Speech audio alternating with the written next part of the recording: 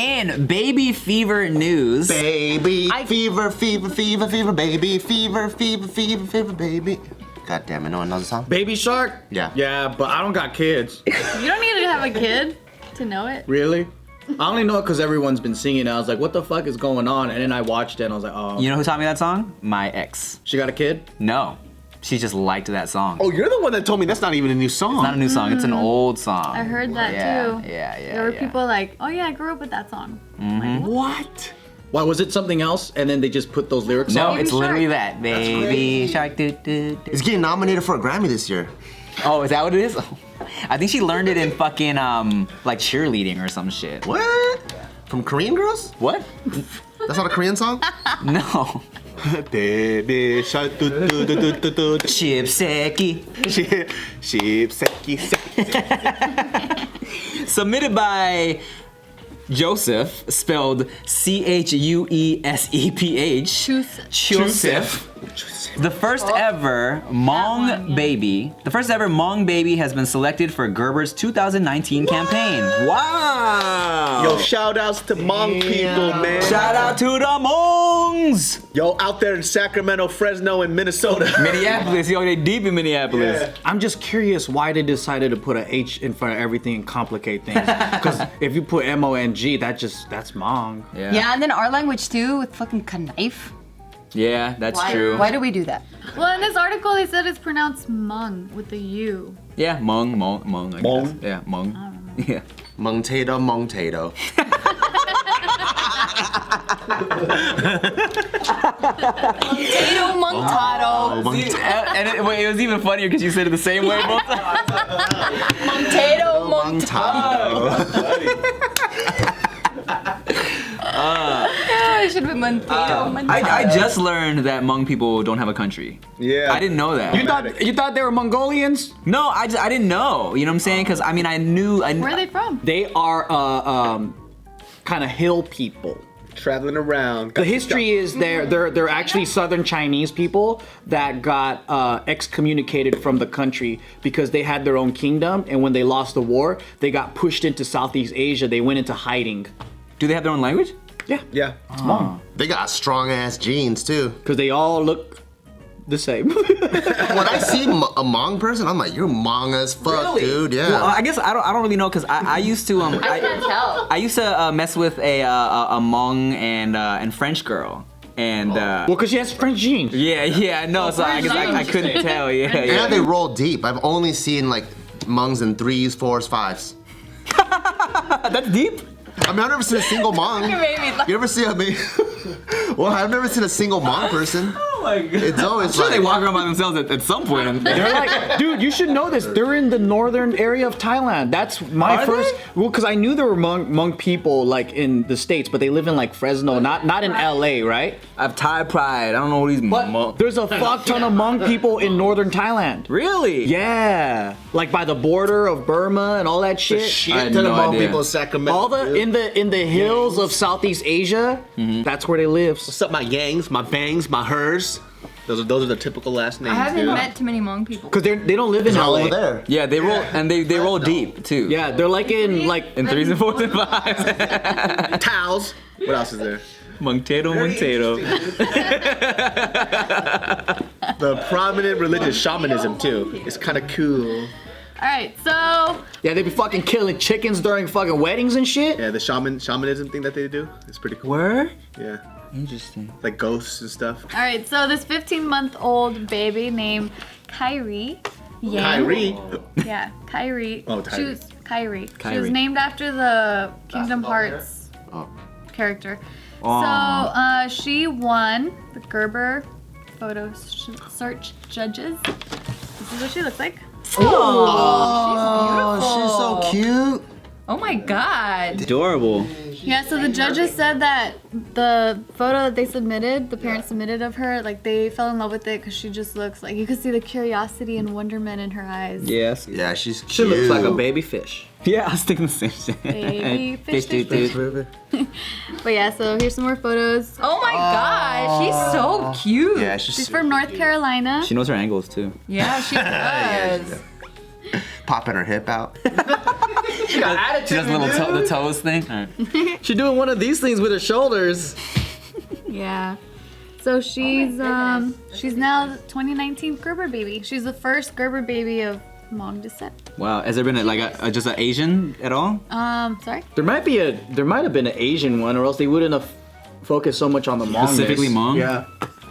Well, that's just pretty much what's making headlines that she's. But even within Asians, though, Hmongs don't get any. This is please But submit. when they're by themselves, you can't tell how big Submit they a are. 3-month-old, sir. He is 3 months old. It's like, well, why is he sweating a fucking man-sized jacket then? What the hell? She's with her parents. Oh, damn. Guard, baby. That I thought she was Mongard. mixed a little bit. Mongard. Mongard. Mongard. I have a picture wearing those clothes. Do you? Yeah. Dude, Hmong people got the biggest fucking family too, man. They got so many siblings. They roll deep. They roll 3, deep. 4s, and 5s. Yeah, they did mention that they live with pretty much the entire family. Oh, interesting. They roll deep. I'm learning so much Potato today. One of the happiest times I had was living in a Hmong village, man.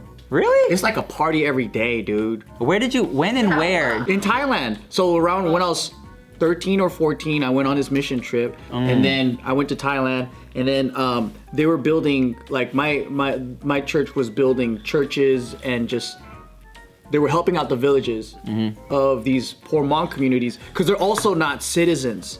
So they've been living in the hills for a long ass time, but they don't get like aid from Thailand either. Oh, because they technically aren't a part of like. So yeah, they're just basically like refugee hillbillies, but they've been there for like, I guess, hundreds of years. They've been there for a while. Right. Wow. But they're not considered Thai people. Right. Yeah. So then they have to, I don't know, a lot of them have opium fields, or like they have to do those things because they still need money, you know? Yeah, so when we went to all these different villages, man, it was crazy. Like, you drive up and then on the side, you'll just see a whole field of opium, like poppy. That they're growing for the drug lords and shit.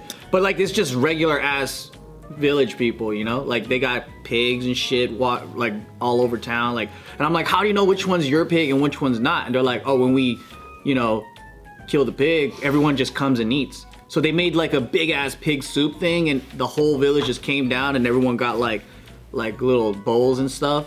And it's like, that's why it's like when a different house like has a bunch of food or whatever, like everyone just comes down and gets food. Huh. Yeah, it was pretty cool. How long are you out there for? Dude, you had the real Like a Hmong month? experience, dude. Wow, a whole month? Wow. Yeah, it was hot as fuck and it was cold as fuck. So At I night. forgot what time of the year we went, but like, Oh, because you're in the mountains. yeah, yeah. because like in Bangkok and stuff, it's like super humid and tropical, right? Yeah. But then when you go into the mountain zone, Yeah. it's like freezing cold at night, and then in the daytime it's like blazing hot, and you're like, what the fuck is this weather? And then the homes that they had were just straight up made out of wood. Like it was just like if you're balling, you had like wood, It looked like a cabin almost. If you're not, like, there was a dude that was still living in a hut. Like we called him Uncle Drugs. Cause this fool had like 3 teeth, and then he had this long pipe, and he would always be smoking opium, right? Okay. And he was probably like 30 years old, but he looked 50. Cause he was like still ripped, right? And then we just called him Uncle Drug because he was happy as fuck, and he was like smoking that shit, and he would play like this one string, the air hoo thing in the morning. And then he literally lived in a fucking grass hut that he built himself. Yeah. Uncle Three Teeth. Yeah. dude. And then there's a fuck ton of stray dogs. It's cute as fuck, right? There's a lot of stray dogs. And then there was this one puppy that we wrapped around a like red ribbon. And then one of the dudes backed up into the puppy. It was fucking sad as hell. So the puppy died, Smashed right? it?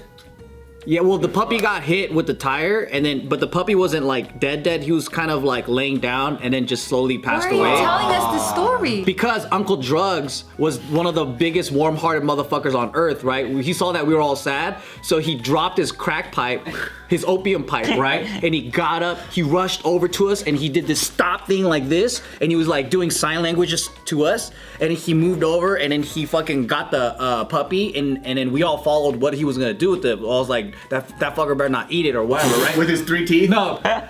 And then he fucking started digging, and then, oh shit, so like he's gonna bury it. So we were trying to help him. He was like, no, I'm gonna do this myself. Wait, but he's still alive, the puppy?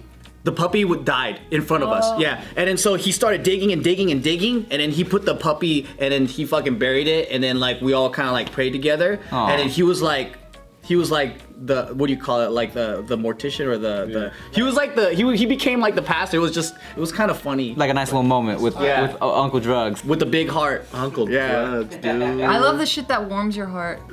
Yeah. That's kind of a nice That little is moment. heartwarming though. Yeah. It was because he just he didn't want any of us to do anything. Like he was the guy that was gonna fucking, and he loved that pup, I guess. He put down what he loved. Yeah. But I like the way he told it, is what I meant to say. Because then he was like, yeah, that shit was kind of funny. That's how we ended the story. It was so heartwarming. He goes, yeah, that shit was kind of funny. Hmong people roll deep, man. Uncle Drugs. There was this, so in Sacramento, there was like a couple of like Hmong gangs.